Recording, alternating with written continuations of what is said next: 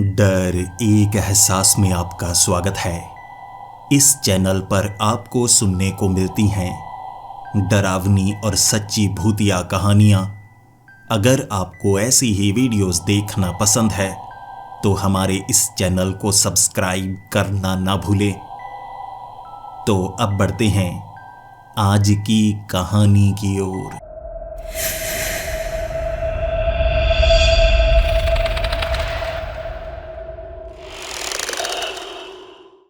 Hello दोस्तों, मेरा नाम कबीर है और मैं पेशे से एक लाइब्रेरियन हूँ। किताबें ही मेरी जिंदगी हैं। बचपन से ही मुझे किताबें पसंद थी और मैं किताबों में खोया रहता था। जब मैं बहुत छोटा था, मेरे दादाजी मेरे लिए परियों की कहानियों वाली किताब लेकर आया करते थे और मैं उन कहानियों में खो जाया करता था। दादाजी पूछते, तुम इन कहानियों में क्या ढूंढते रहते हो? मैं उन्हें कहता, एक दिन ना इस दुनिया में मैं चला जाऊंगा। आपको नहीं पता, कहानियों के अंदर एक अलग दुनिया बनी होती है। दादाजी मुस्कुराया करते थे, लेकिन मैं सोचता था अगर किसी ने कहानी लिखी है तो सच होगी। बस मैं सोचता रहा। धीरे धीरे उम्र बढ़ती रही और मुझे समझ में आने लगा ये बस कहानियां हैं, ऐसी दुनिया मौजूद नहीं है। लेकिन जैसे आपने अपना बचपन बिताया होता है, आपकी जवानी भी वैसे ही गुजरती है। मैं किताबें इतनी ज्यादा पसंद किया करता था कि इसे अपना पेशा बना लिया। एक यूनिवर्सिटी की लाइब्रेरी में अब मैं एक लाइब्रेरियन हूँ।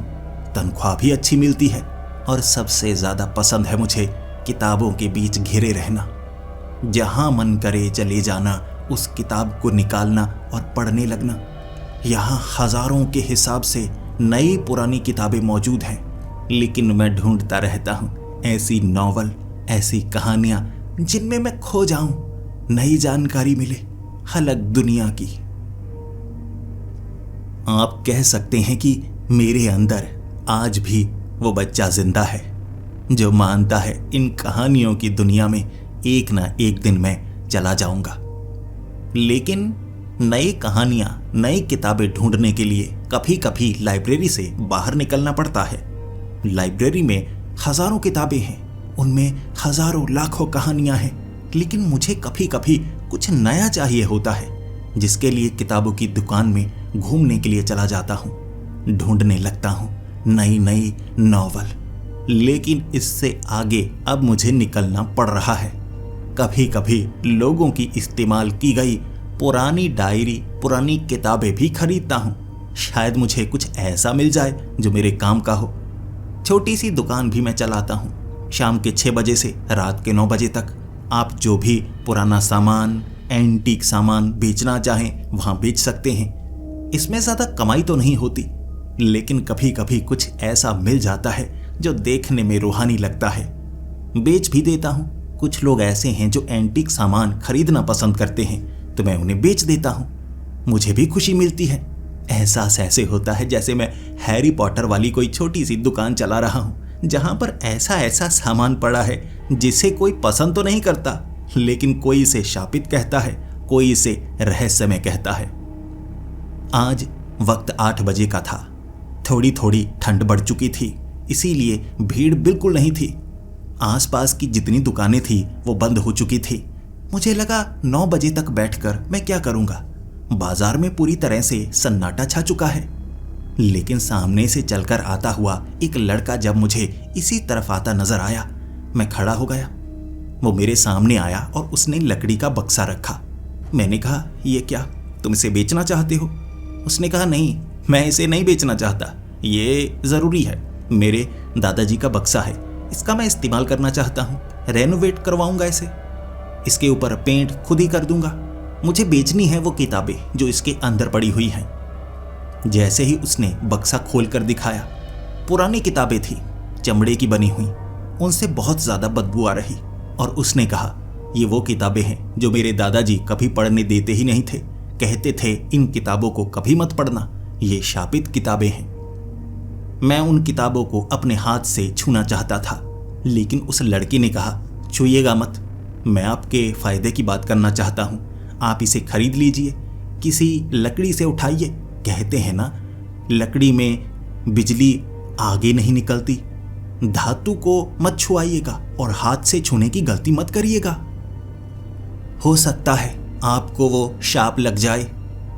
उसकी बातें सुनकर बहुत समय तक हंसता रहा था। फिर मैंने उसे कहा था, कोई बात नहीं। मैंने उससे कीमत की बात की, बात बन गई। उसने सस्ते में मुझे वो किताबें दे दी। उसके बाद मैंने उन किताबों को लिफाफे में डाला। जी हाँ, छुआ मैंने। मैं उसकी बातों पर ज़्यादा यकीन नहीं कर रहा था। फिर क्या, उन किताबों को सीधा घर लेकर गया।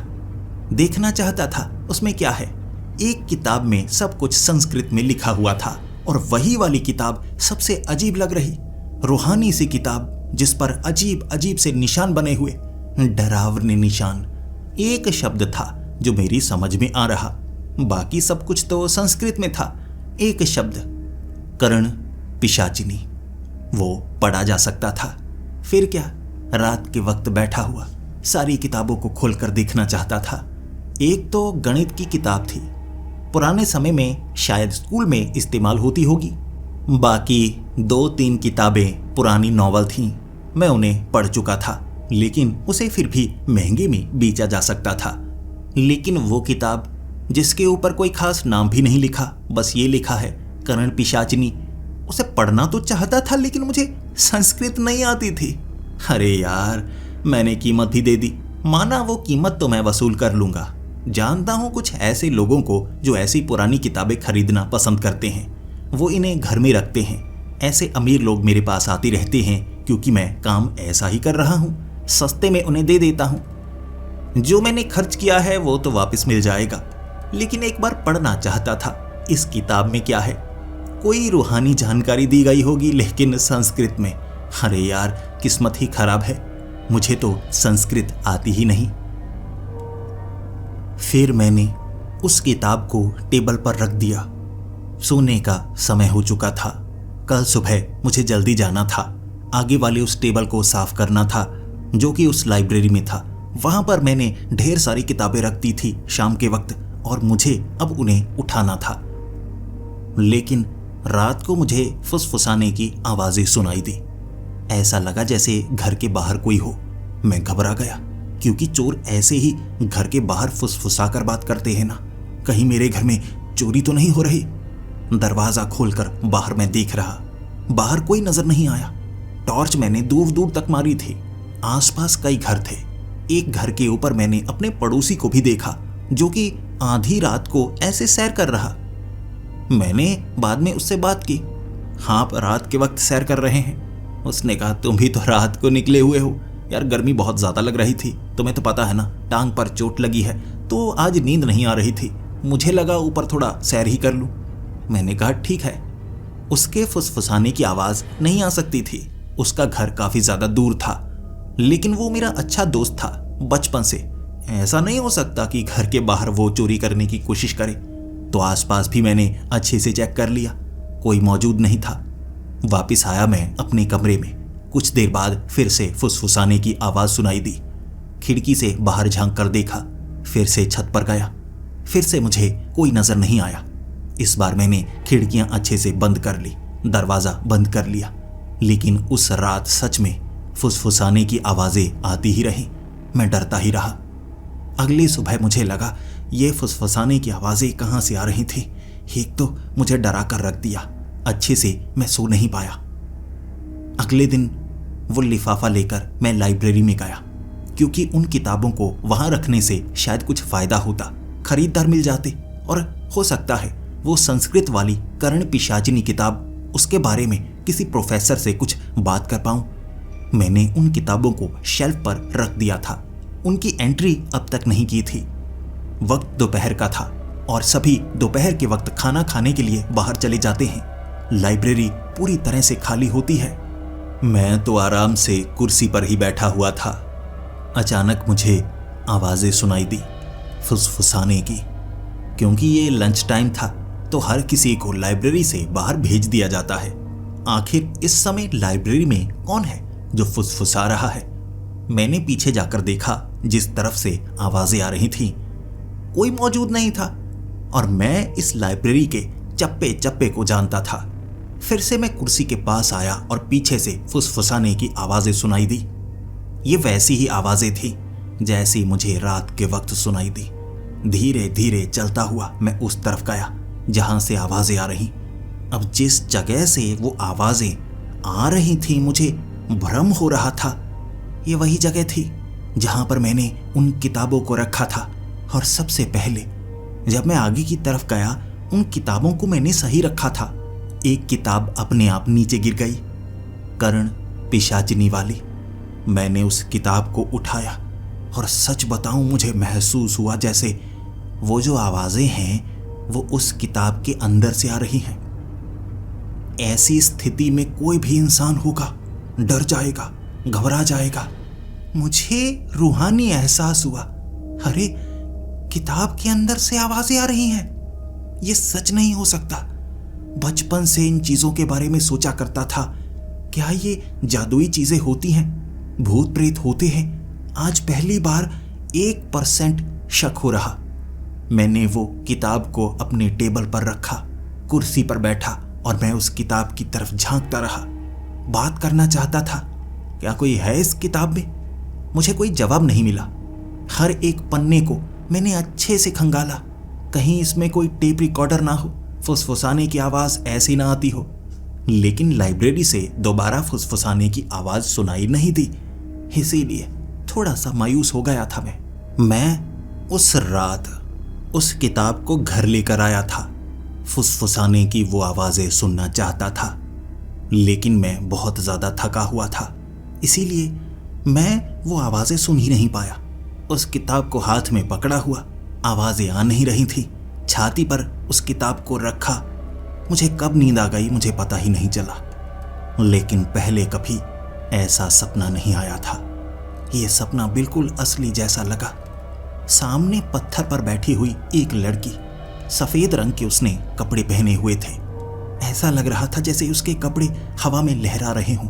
पीठ मेरी तरफ थी। धीरे धीरे मैं चलकर उसकी तरफ जा रहा और उसने मेरा नाम लिया। कबीर, ये तुम हो ना? उसने जब मेरा नाम लिया था, हर चीज बड़ी तेजी से बदलने लगी थी। ऐसा लगा कि यह भयानक सपना है। खूबसूरत सपना भयानक सपने में बदल गया। लेकिन जितने भी सपने आते हैं वो बड़े अजीब होते हैं। वो ऐसा सपना था, मुझे महसूस हुआ जैसे मैं अपने शरीर के साथ वहां पर हूं और मुझे सपने में पता था कि मैं सपने में हूं। ऐसा पहले तो कभी नहीं हुआ था। फिर क्या, अचानक मेरी नींद खुली। जैसे ही मेरी नींद खुली, वो किताब जो मेरी छाती पर थी ना, एक तरफ टेबल पर पड़ी थी। मैंने उस किताब को टेबल पर रखा ही नहीं। मुझे आदत थी ऐसे ही किताब को अपने पास पकड़े पकड़े सोने की। किताब को टेबल पर किसने रखा? सोच में पड़ा हुआ, घबराया हुआ, लेकिन अच्छा भी लग रहा था। ये कोई जादू तो नहीं। मैंने फिर से उस किताब को पकड़ा, छाती पर रखा, फिर से आंखें बंद करने की कोशिश की, लेकिन ऐसे उत्सुक सा था ना कि नींद आ ही नहीं रही थी। इसीलिए कुछ देर नींद नहीं आई। सोचता रहा। फिर से फुसफुसाहट की आवाज सुनाई दी। ये फुसफुसाहट की जो आवाज थी ना, वो इस किताब के अंदर से आई थी। बिल्कुल कान के करीब आ रही ये आवाज। मुझे पक्का हो गया ये कोई रूहानी शक्तिशाली किताब है। इसीलिए ऐसे ही मैं बैठा रहा। कब आंख लग गई पता नहीं चला और बड़ी जादुई चीज हुई। मैं फिर से उसी जगह पर था, चलकर घास में आगे जा रहा। पत्थर पर बैठी हुई सफेद कपड़ों में कोई लड़की जिसकी पीठ मेरी तरफ थी। मैं उसकी तरफ बढ़ रहा। इस बार वो सपना भयानक नहीं हुआ। उसने मेरा नाम पुकारा, कबीर चले जाओ, ये जगह तुम्हारे लिए नहीं है। इतना कहा और एक झटके से मैं उठा। किताब मेरी छाती पर नहीं थी, किताब टेबल पर थी। मैं सोच में पड़ा हुआ, ये क्या, ये सच है या झूठ है? ये क्या चल रहा है? मैं सपने से बाहर क्यों आ गया? लेकिन वो बिल्कुल असली जैसा सपना था या मैं किताब के अंदर चला गया? कहीं वो कहानियां हैरी पॉटर वाली जो मैंने पढ़ी हैं वो सच तो नहीं? उस रात फिर मैं सो ही नहीं पाया। मुझे प्रोफेसर से मिलना था।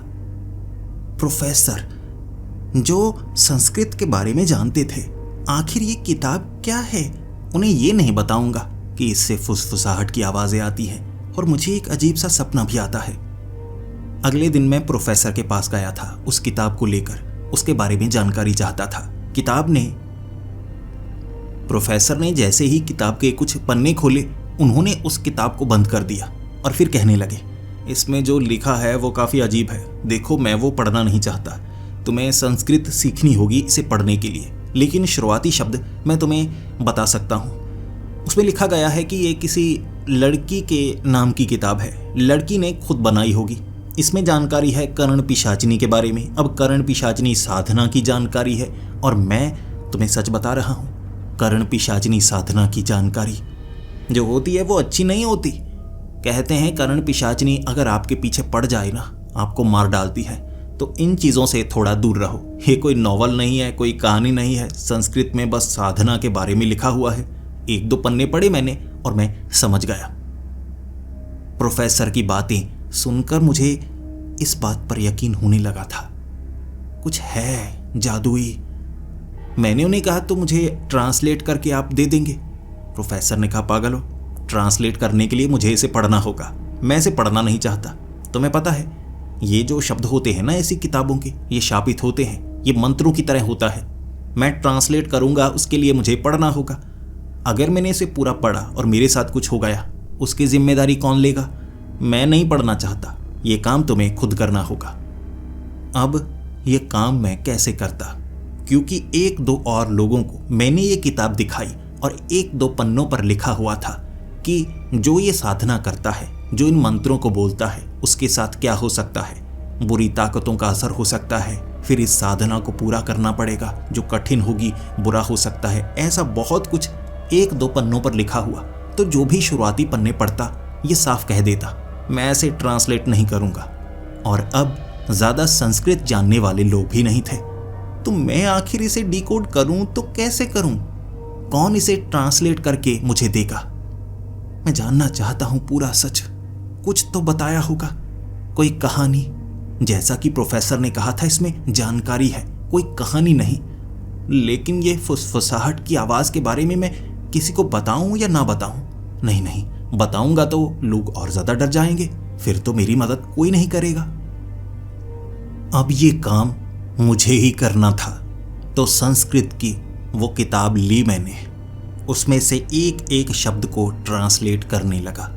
ये काम मैं रात को करना चाहता था, दिन के वक्त तो और भी बहुत ज़्यादा काम होते। तो पहले पन्ने को मैंने ट्रांसलेट किया।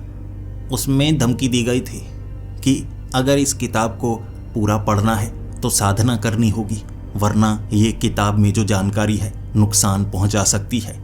इस किताब को किसी लड़की ने लिखा था और नीचे लिखा हुआ है कि वो लड़की कर्ण पिशाचिनी बन गई। मैं थोड़ा घबराया, क्या ऐसा भी हो सकता है? कोई कर्ण पिशाचिनी बन सकता है? मैंने पूरे पन्ने को ट्रांसलेट किया था। नीचे कुछ मंत्र थे, शुरुआत उन मंत्रों को पढ़ने से करनी थी। मैंने उन मंत्रों को पढ़ा, फिर क्या, कुछ नहीं हुआ। ना फुसफुसाहट की वो आवाज़ सुनाई दी। 12 बजे तक मैं बैठा रहा और आज के लिए इतना काफ़ी था। एक पन्ने को ट्रांसलेट करना बहुत मुश्किल था। मुझे ट्रांसलेशन वाली वो संस्कृत की किताब के अंदर से एक शब्द को ढूंढना पड़ रहा था, इसीलिए मैं थक चुका था। फुसफुसाहट की आवाज़ें सुनना चाहता था, वो आई नहीं। कब नींद आ गई पता नहीं चला। फिर से मैं वहीं पर था। ऐसा जिंदगी में कभी नहीं हुआ कि मुझे एक ही जगह के सपने बार बार आए हों। मैं उसी घास पर सामने पत्थर पर बैठी हुई वो लड़की, इस बार उसने पीछे मुड़कर मेरी तरफ देखा। वो खूबसूरत लड़की जिसके बाल हवा में उड़ रहे थे। ऐसा लग रहा था जैसे यहाँ पर गुरुत्वाकर्षण सही से काम ना कर रहा हो। और अब उस लड़की ने मुझसे बात की। तुम नहीं माने कबीर, तुम नहीं माने। मैंने तुम्हें मना किया था, लेकिन तुमने इस किताब को पढ़ना शुरू कर दिया। आओ मेरे करीब आओ, अब तुम्हें वो बातें भी बतानी होंगी जो तुम्हारे लिए बहुत ज़रूरी है। मैं उस लड़की के करीब गया और उस लड़की ने मुझे कहा, मैंने हर बार इस किताब को तुम्हारी छाती से हटाया ताकि तुम इस दुनिया में दोबारा ना आओ। किताब को छाती पर रखना पड़ता है जिससे तुम इस दुनिया में आ सकते हो सपनों के जरिए, लेकिन कोई ये समझ नहीं पाता था। तुम थोड़ा समझे इन चीजों पर यकीन करने वाले, और तुमने मंत्रों को भी पढ़ लिया। अब तुम इस दुनिया में आ चुके हो। तुम्हारे लिए वो रात का सपना है, लेकिन असलियत में ये दुनिया है। तुम्हें इस बात को समझना होगा। मैं कर्ण पिशाचिनी हूं। मैं जिस कर्ण पिशाचिनी का रूप हूं वो बाकियों से अलग है। मैं सिर्फ तुम्हारे कान में ही निवास नहीं करूंगी, बल्कि तुम्हारे सपनों में निवास करूंगी। लेकिन मैं नींद में ही बात कर सकती हूं। जागते हुए तुमसे बात नहीं होगी, और मैं तुम्हें सिखाऊंगी संस्कृत, ताकि तुम इस साधना को पूरा कर पाओ। बताओ, साधना को पूरा करना चाहते हो? क्योंकि अगर तुमने इस साधना को पूरा नहीं किया, सपनों में बार बार अब इस दुनिया में तुम फंसते रहोगे। तुम्हें ऐसा लगता रहेगा कि मानसिक तौर पर तुम्हें बार बार ऐसे भयानक सपने आ रहे हैं जो इस दुनिया से जुड़े होंगे। लेकिन मैं तुम्हारा मार्गदर्शन करूंगी। मैं उस लड़की की आंखों में खोया हुआ था। सपनों में सच में एहसास अलग ही होता है, भावनाएं अलग ही होती हैं। यह सपना भी लग रहा, सच भी लग रहा। मैंने उस लड़की को कहा, यह कैसे हो सकता है? सपना बिल्कुल असली जैसा कैसे लग रहा है? यह तो सपना है, झूठ होता है ना? जो तुम बातें कर रही हो क्या पूरी तरह से सच है? उसने मुझे सच का एहसास दिलाया। उसने कहा, यह कोई साधारण किताब नहीं है, यह एक जादुई किताब है। जिस रात भी तुम अपनी छाती पर रखकर इस किताब को सोओगे तो इस दुनिया में आ जाओगे। मैं इस दुनिया में कैद हूं, कर्ण पिशाचिनी बन चुकी हूं। लेकिन अगर इस किताब के जरिए कोई कर्ण पिशाचिनी साधना करता है तो मुझे आजाद करवा सकता है। उसकी ये बातें सुनकर मैंने बड़ी जल्दी कहा था, मैं तुम्हें आजाद करवा दूंगा। उसने कहा, तुमने लगता है इस किताब को पूरा नहीं पढ़ा है। अगर तुम इस किताब को पूरा पढ़ोगे, बीच बीच में जो लिखा हुआ है, ये साफ है, ये कोई साधारण साधना नहीं होगी, बड़ी मुश्किल होगी। इसमें तुम्हारी जान भी जा सकती है। लेकिन अगर साधना पूरी हुई तो मैं दोबारा इंसानी शरीर में आ जाऊंगी। जिस गलती के कारण मैं कर्ण पिशाचिनी बनी, वो गलती ठीक हो जाएगी, लेकिन इसमें तुम्हें भी बहुत ज्यादा खतरा होगा। मैंने उसे कहा, हाँ ठीक है, मैं तुम्हारी मदद कर दूंगा, लेकिन मुझे संस्कृत नहीं आती और हर एक शब्द को ट्रांसलेट करने में मुझे काफी ज्यादा परेशानी हो रही है। तो मुझे संस्कृत सिखा दोगी ना?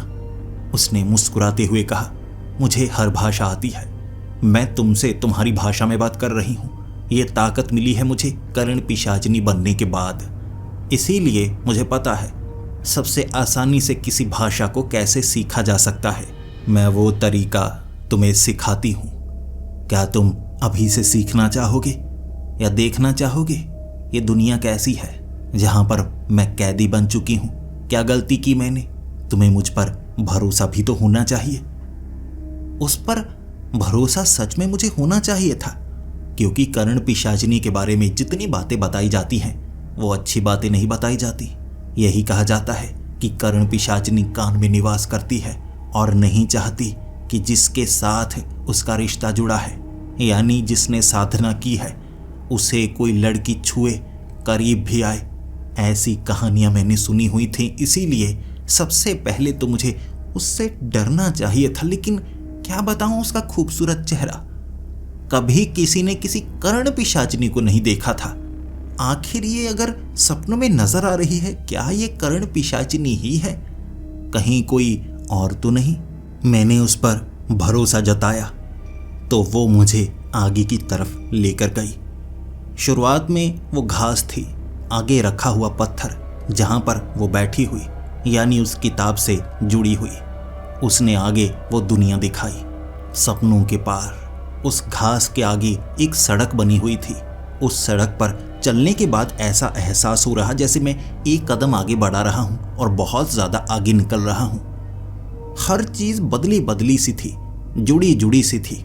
लंदन की एक इमारत दुबई की एक इमारत के बिल्कुल साथ जुड़ी हुई महसूस हो रही, और अंदर जाने का जो रास्ता था वो अंडरग्राउंड पानी के जरिए तैरकर हमें उसके अंदर जाना पड़ा। और उसके अंदर जो जगह थी वो काफी हैरानी वाली। एक फुटबॉल का ग्राउंड बना हुआ, और उस फुटबॉल के ग्राउंड में कई लोग जो खेल रहे थे। मैंने उसे कहा, ये क्या है? ये इंसान है या ये भी कर्ण पिशाचनी है? कुछ तो मर्द भी नजर आ रहे हैं। उसने कहा, ये इंसान है, ये इंसानों के सपने हैं। कुछ लोग अपने सपनों में जो करते हैं उन्हें एहसास नहीं होता कि वो एक दुनिया है। हम सपनों में बाहर आ जाते हैं, 1% तक याद नहीं रहता, लेकिन यहाँ वो दुनिया है। कोई 8 घंटे सोता है तो यहाँ 8 घंटे बिता कर जाता है। आसपास वैसी चीजें महसूस होती हैं उसे। तो ये तुम किसी के सपने को देख पा रहे हो, खुद भी इस सपने को महसूस कर सकते हो। सच में मैं उस फुटबॉल की ग्राउंड में 10 मिनट तक खेल कर आया। बड़ा अच्छा लगा था। वो इंसान थे सपनों के अंदर, बिना महसूस किए यहाँ जी रहे थे, और सपना टूटते ही कुछ गायब हो जाते, कुछ कहीं और पहुंच जाते, ऐसे बदल रहे थे। और मैं फिर से उस कर्ण पिशाचिनी के पास आ गया। मुझे उसने वो दुनिया दिखाई। वहां दूर दूर के वो हिस्से जो देखने में ऐसा लग रहा कि शायद वहां पहुंचने में बहुत समय लगेगा, लेकिन दूरी उस हिसाब से तय नहीं हो रही जैसी हमारी दुनिया में होती है। कुछ कदमों में बड़ी बड़ी दूरी को पार किया जा सकता था। दिखने में छोटा सा खड्डा पैर रखते ही बहुत विशाल क्रेटर के समान बन जाता। ऐसे दृश्य सपनों में नजर आते हैं, लेकिन ये असलियत थी। यहाँ पर कुदरत के नियम अलग तरीके से काम करते हैं। इसीलिए मैंने उस कर्ण पिशाचिनी से उसका नाम पूछा, और उसने कहा, मुझे याद नहीं, मैं कर्ण पिशाचिनी बनी हूँ और मुझे मेरा इतिहास छोड़ना पड़ा। मैं क्या थी, क्या किया करती थी, वो कुछ याद नहीं, लेकिन इतना याद है जब मैंने कर्ण पिशाचिनी साधना की थी, कुछ गलतियों के कारण मैं कर्ण पिशाचिनी बन गई। फिर नाम छोड़ना पड़ा, इतिहास छोड़ना पड़ा। अब मुझे वो गलती भी याद नहीं है, लेकिन मैं किताब का हिस्सा हूँ और मुझे यहीं पर जीना पड़ता है। लेकिन मैं दोबारा इंसानी शरीर में आ सकती हूँ। मुझे सब कुछ याद आ जाएगा, मेरा नाम भी। लेकिन वो कोई आसान काम नहीं है। वो मुझसे बातें कर रही थी और मैं उसके दर्द को महसूस कर पा रहा। वो यहीं पर जिंदगी जीती है। जब लोग सपने देखते हैं, उनके सपनों में आना।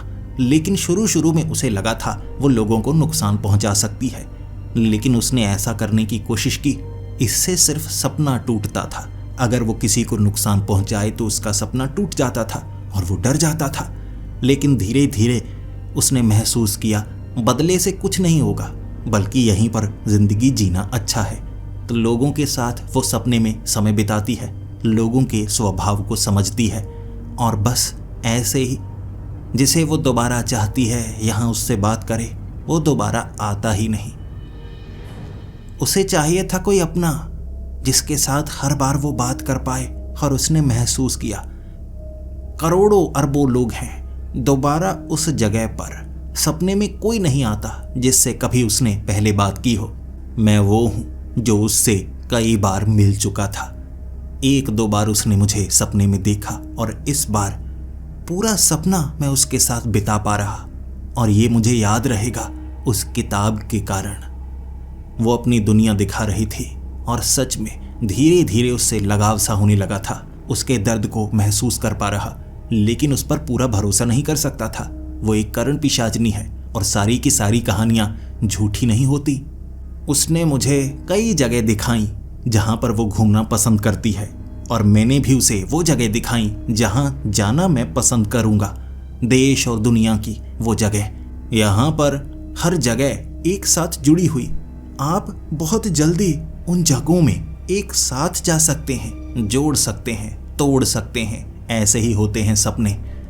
वो मुझे कह रही थी, तुम मुझे दोबारा इंसान बनाओगी ना, तुम कोशिश करोगी ना। मैंने हामी भर दी थी, लेकिन फिर एक सवाल मेरे मन में आया और मैंने उससे पूछा, मैं कर्ण पिशाचिनी साधना कर दूंगा, इससे तुम्हें इंसानी शरीर मिल जाएगा, फिर तुम जिंदा हो जाओगी, अपने बारे में सब कुछ जान लोगी। लेकिन मेरे साथ क्या होगा? जो इस साधना को इस किताब के जरिए करता है उसके साथ क्या होता है? वो मेरी आंखों की तरफ देखती रही, लेकिन उसने मुझे कोई जवाब नहीं दिया। वो थोड़ी सी मायूस हो गई। इसीलिए मुझे लगा मैंने उसे दुख पहुंचाया है, तो ये सवाल मैंने दोबारा उससे नहीं पूछा। लेकिन मेरे मन में ये सवाल था। कैसे वो रात निकल गई पता नहीं चला। मैंने पूरा महसूस किया 8 घंटे मैंने उसके साथ बिताए थे। उसके बाद जब मेरी नींद खुली, मैं बेड पर था और वो किताब इस बार मेरी छाती पर थी। इसीलिए मैं पूरे सपने में उसके साथ रहा था। उस दिन लाइब्रेरी में मैं उसकी सोच में पड़ा हुआ था।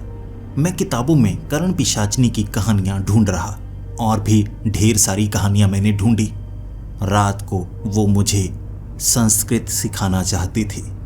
उसने मुझे वो शब्द सिखाए जिससे मैं आगे वाले उस पन्ने को पढ़ सकता था।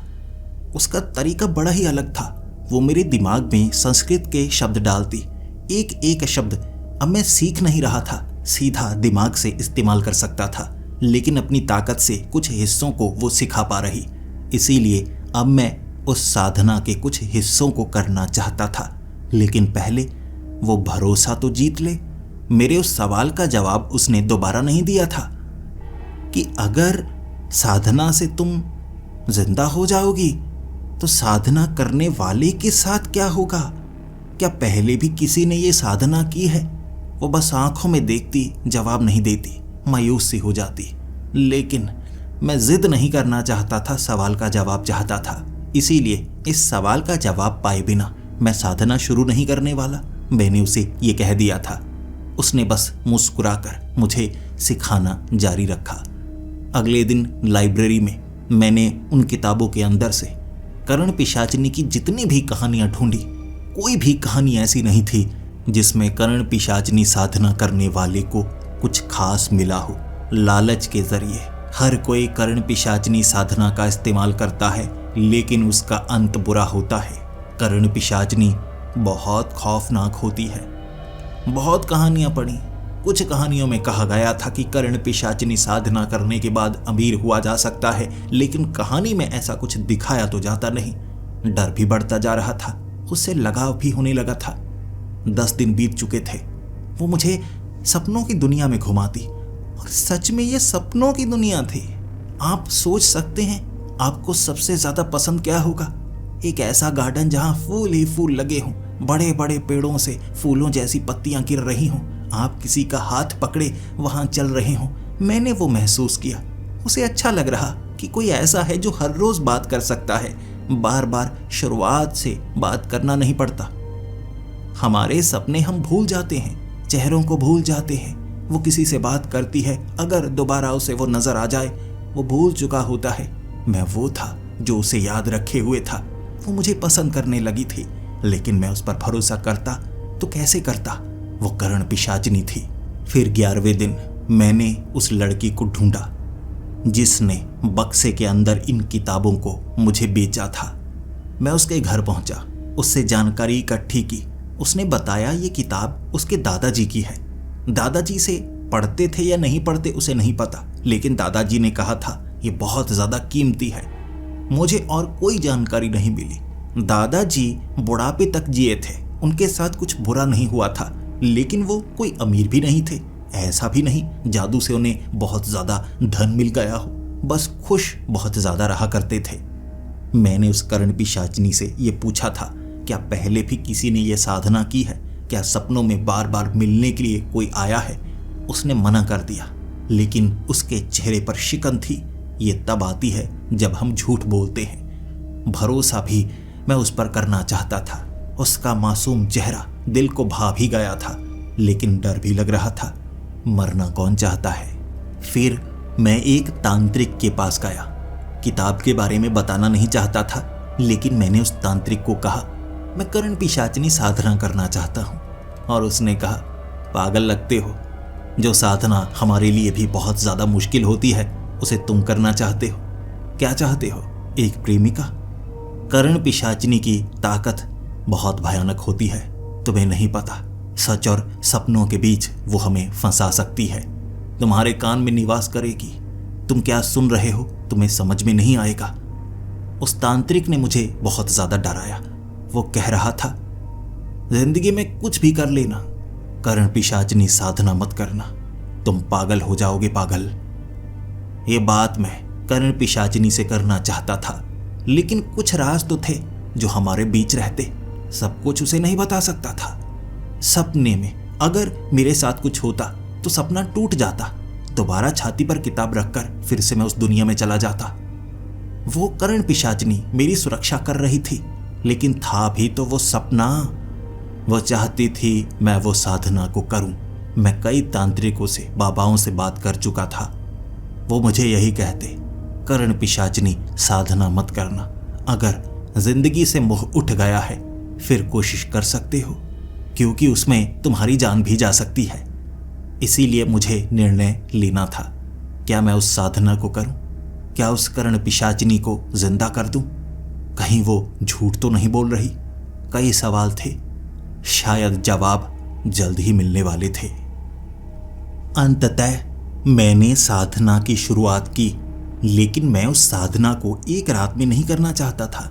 21 रातें लगते हैं और मैं पूरी की पूरी 21 रातें लगाना चाहता था। पहली रात जब मैंने उस पन्ने को पढ़ा, मुझे ऐसा महसूस हुआ जैसे छत बहुत ऊपर चली गई है, बहुत दूर चली गई है। पंखा जो छत पर लगा हुआ बहुत ज्यादा दूर है, मैं उसे छू ही नहीं सकता। आसपास की चीजें बहुत करीब भी महसूस हो रही, दूर भी महसूस हो रही। ऐसा लगता जैसे मेरी बाजू बहुत ज्यादा लंबी हो रही है। ये सच था या भ्रम? लेकिन मैंने साधना के उस हिस्से को कर दिया था। एक रात में मुझे ऐसा महसूस हुआ, लेकिन आधी रात को जब उस साधना को मैंने खत्म किया, उस किताब को छाती पर रखकर सपनों में चला गया था। मिला मैं उस करण पिशाचिनी से और वो कहने लगी, देखो मेरी चमड़ी से रोशनी निकलना शुरू हो गई है। मेरी उस किताब के हिस्से की शुरुआत कर दी है तुमने, उस साधना की शुरुआत कर दी है। डरना मत, तुम्हारे साथ कुछ बुरा नहीं होगा। मैंने उस किताब में करण पिशाचिनी साधना के उन हिस्सों को रखा है जिससे ज्यादा नुकसान नहीं होगा। मैं तुम्हें बचने के तरीके सिखाती जाऊंगी। जब जब तुम्हें लगेगा तुम्हारे साथ कुछ बुरा होने वाला है, मैं तुम्हें वो तरीके सिखाऊंगी जिससे तुम्हें नुकसान नहीं होगा। अगली रात मैंने अगले पन्ने का इस्तेमाल किया। मुझे ऐसा महसूस हुआ जैसे काले कपड़ों में अजीब से प्रेत मुझे दीवार के अंदर खींचने की कोशिश कर रहे हैं। लेकिन करण पिशाचिनी ने मुझे सिखाया था कि मेरे पास गंगा जल होना चाहिए, उसे अपने शरीर पर छिड़क लेना है जब भी मुझे महसूस हो कि काली ताकतें मुझे नुकसान पहुंचाना चाहती हैं। मैंने ऐसा ही किया और वो ताकतें गायब हो गई। आसपास मैं उस पानी को छिड़कता गया। 12 बजे जब ये साधना का हिस्सा पूरा हुआ, किताब को छाती पर रखकर सपनों में चला गया। उसकी रोशनी शरीर को छोड़ रही थी। वो खुश थी, वो चमक रही थी। उसका वो खूबसूरत चेहरा, सच में मुस्कुराहट थी उसके चेहरे पर। लेकिन क्या मुझे इससे डरना चाहिए? मैंने उससे सवाल पूछा था, फिर से वो सवाल, अगर मैंने साधना कर ली तुम आजाद हो जाओगी, मेरे साथ क्या होगा? उसने जवाब नहीं दिया। मैंने कहा, क्या तुम इसका जवाब दोगी? क्या मैं तुम पर भरोसा कर सकता हूं? उसने कहा, भरोसा करो, मुझ पर भरोसा करो, इसका जवाब तुम्हें जरूर मिलेगा। मेरे साथ कुछ अच्छा होगा या बुरा मुझे नहीं पता था, लेकिन सच बताऊं मैं उससे प्यार करने लगा था।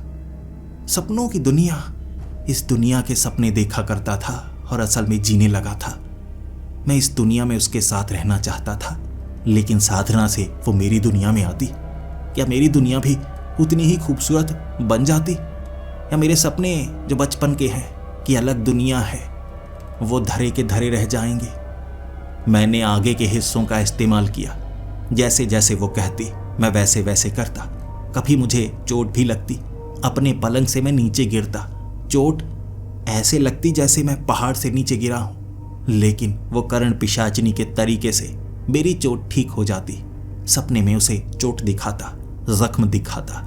सपने में शरीर ऐसा ही होता है। वो रोने लगती, वो दुख में होती, कहती छोड़ दो, कहीं तुम्हें कुछ हो ना जाए। मैं तरीके तुम्हें बताती रहती हूँ, लेकिन कहीं कुछ गलत हो गया, क्योंकि तुम इंसान हो, तुम्हारे अंदर भावनाएं हैं, मेरे अंदर भी वो भावनाएं हैं, लेकिन मैं उसे रोक सकती हूँ। तुम भावनाओं को रोक नहीं सकते। कहीं तुम्हारे साथ कुछ बुरा हो गया तो मैं क्या करूंगी? मैं साधना के आखिरी भाग में था।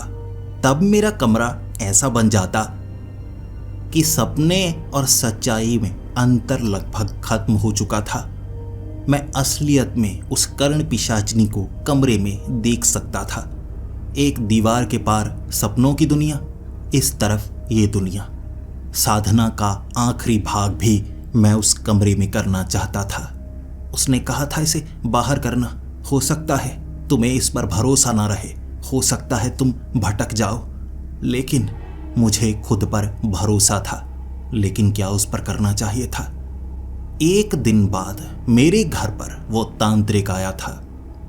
उस तांत्रिक को देखकर मैं हैरान हो गया और मेरी आंखों की तरफ देखकर वो कहने लगा, मैं क्यों महसूस कर पा रहा हूं कि यहां पर कर्ण पिशाचिनी साधना करना चाहता है तू। जब तू मेरे पास आया था तभी मुझे तुझ पर शक सा हो गया था। कुछ तू छिपा रहा था। मैं समझ पा रहा हूं, एक अलग दुनिया इस दुनिया से जुड़ रही है। जब कोई कर्ण पिशाचिनी साधना करता है तब उसके आसपास और भी कई साधक होते हैं, देखने के लिए, सुरक्षा के लिए। तू लगता है ये सब अकेला कर रहा है। तुझे नहीं पता तेरी जान भी जा सकती है। मैं तुझे रोकने नहीं आया हूं। अगर तू करना चाहता है तो कर सकता है, लेकिन ऐसे तरीके तूने कैसे ढूंढे? तू तो कोई साधक नहीं है, तू किसी चक्रव्यूह में फंस जाएगा। उसने मुझे बहुत ज्यादा डराया था। अगली रात मुझे वो साधना का आखिरी भाग करना था, लेकिन मेरी टांगें कांप रही थीं। फिर भी मैंने उसकी शुरुआत की। फिर क्या? वो दीवार के पार वो सपनों की दुनिया जहां पर तूफान आया हुआ था और उसके बीच वो कर्ण पिशाचिनी खड़ी, हाथ आगे की तरफ किया हुआ, मैं इस तरफ। आखिरी मंत्रों को पढ़ने के बाद मैंने उससे वो सवाल पूछा था, बताओ अब आगे क्या करना है? उसने कहा, मेरे हाथ को पकड़ो, तुम मेरे हाथ को छुओगे, मैं उस दुनिया में आ जाऊंगा। मैंने उसे कहा, लेकिन अब तो उस सवाल का जवाब दे दो। तुम आजाद हो जाओगी, तुम जिंदा हो जाओगी, लेकिन जिसने ये साधना की है उसके साथ क्या होता है? मुझे जवाब चाहिए। और उसने मुझे जवाब दिया था, तुम सब कुछ भूल जाओगे, सपनों के बारे में, इस दुनिया के बारे में। मैं इंसान बन जाऊंगी तो मेरी वो ताकत भी तुमसे अलग हो जाओगी। तुम मुझे नहीं पहचानोगे। मेरी नई जिंदगी की शुरुआत होगी। तुम्हारे साथ कुछ बुरा नहीं होगा। उसकी बातों में दर्द भी था। फिर क्या उस पर भरोसा किया मैंने। उसके हाथ को मैंने छुआ था और वो तूफान जैसे उसे खींच कर ले जाना चाहता था। मैं भी उसके साथ हवा में उड़ने लगा। हम दोनों एक साथ ही थे और अचानक मुझे महसूस होने लगा जैसे वो मुझसे दूर चली गई हो। फिर क्या, अचानक जब मेरी नींद खुली, मेरी छाती पर वो किताब थी। मैं खोया हुआ, सोच में पड़ा हुआ। ये क्या, ये कैसा भयानक सपना था? मैंने कुछ किया? ये क्या, ये छाती पर किताब? मैंने उस किताब को खोला तो हर एक पन्ना बिल्कुल साफ था, सफेद पन्ना। किसी पन्ने पर कुछ भी लिखा हुआ नहीं था। और फिर मैं सो गया। सुबह जब मेरी नींद खुली, कुछ ऐसा लग रहा था जो मुझे याद होना चाहिए, लेकिन याद नहीं था। इतने दिनों से मैं कर्ण पिशाचिनी के बारे में ढूंढ रहा था, लेकिन क्यों अब अच्छे से याद भी नहीं आ रहा। और ये किताब मैंने महंगे में खरीदी थी। इसके पन्ने के ऊपर कुछ तो संस्कृत में लिखा था। अब ये पन्ने बिल्कुल साफ हो गए।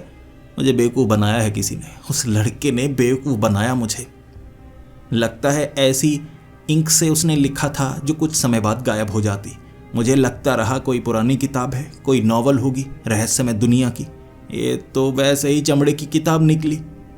मैंने उस किताब को घर पर ही रखा था। निकल गया मैं लाइब्रेरी की तरफ। बताया ना मैंने आपको, बचपन से ही मुझे कहानियां सुनना बहुत ज़्यादा पसंद था। सोचता हूँ कहानियों की एक अलग दुनिया होती होगी ना।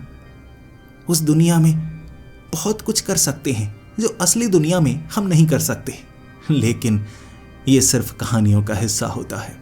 इतना बड़ा हो गया हूं, बताया था मैंने आपको कि दादाजी बचपन में मुझे नॉवल लाकर देते थे, कहानियां सुनता था, सच लगती थी, लेकिन अब जान गया हूं कुछ सच नहीं है।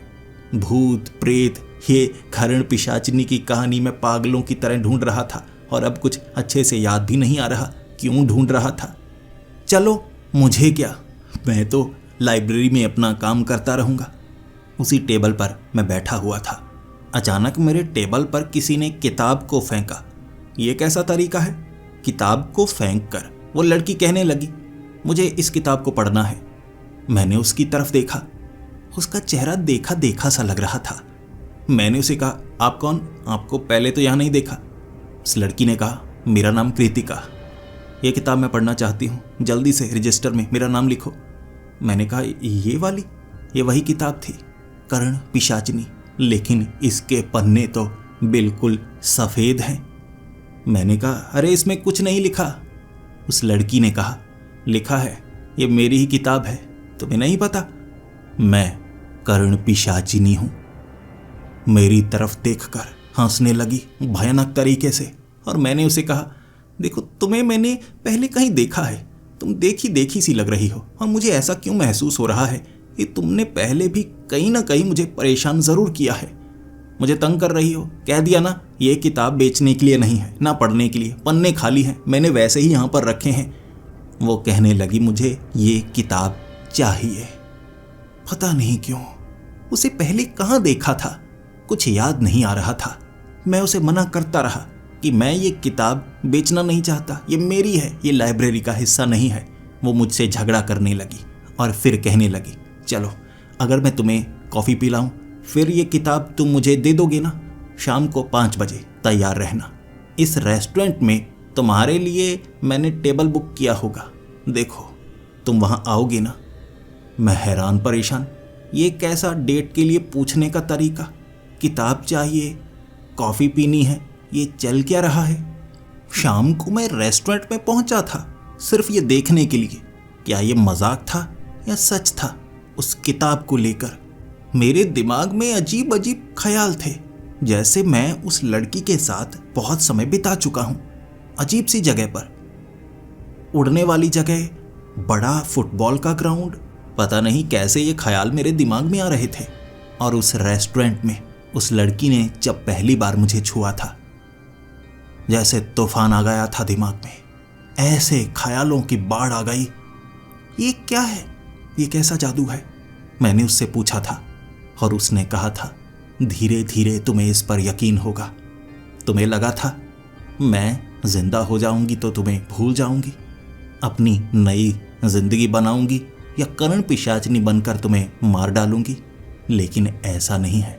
ढूंढ लिया मैंने तुम्हें, बहुत दूर थी मैं, लेकिन आखिरकार मैंने तुम्हें ढूंढ ही लिया।